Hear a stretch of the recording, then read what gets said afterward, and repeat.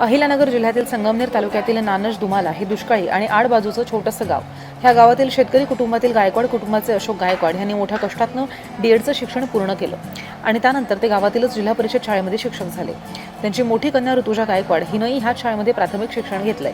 खरं तर अशोक गायकवाड यांना कलेक्टर व्हायचं स्वप्न होतं, पण साधन सामग्रीची कमतरता आणि परिस्थितीमुळे त्यांचं हे स्वप्न अधुरं राहिलं.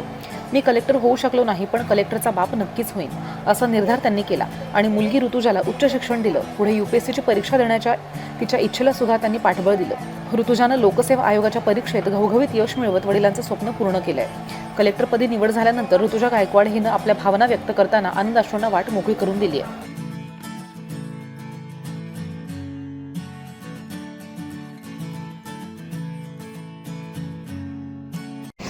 काय तुझी निवड झाली आहे, पहिला आनंद काय आणि हा विजय कोणाला?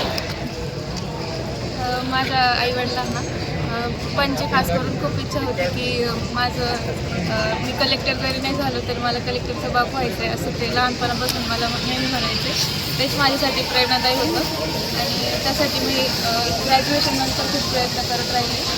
पहिल्या 2 अटेम्प्टमध्ये मला झालं नाही, पण तिसऱ्या अटेम्प्टमुळं मला सक्सेस भेटलं आणि पालकांनी आणि पूर्ण गायकवाड परिवाराने खूप मला सपोर्ट केला. त्यामुळं ग्रामीण भाग आहे, नांदेड निवासाचा छोटा भाग आहे, छोटा खेडा आहे.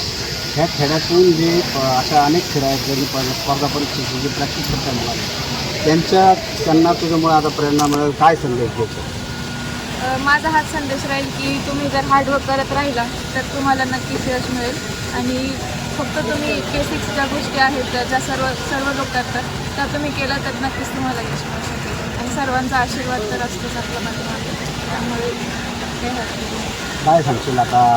पहिलं काय कोणत्या कॅटेगरीतून जाणार आहे, पहिलं काय काम करशील, काय करू शकतो तुला आता अधिकार तुला मिळणार आहे? हो, मी नक्कीच पहिलं तर ॲग्रिकल्चर माझं जे बॅकग्राऊंड आहे ते ॲग्रिकल्चर इंजिनिअरिंग पण मी केलेलं आहे. त्यामुळे मी त्या क्षेत्रात काम करायला मला जास्त आवडेल.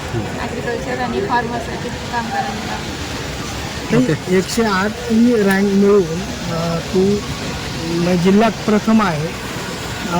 किती कष्ट घेतले यासाठी, किती मेहनत घेतली, आईवडिलांचा कसा सपोर्ट होता? मी ग्रॅज्युएशननंतर 2 वर्ष दिल्लीत अभ्यास करत होते.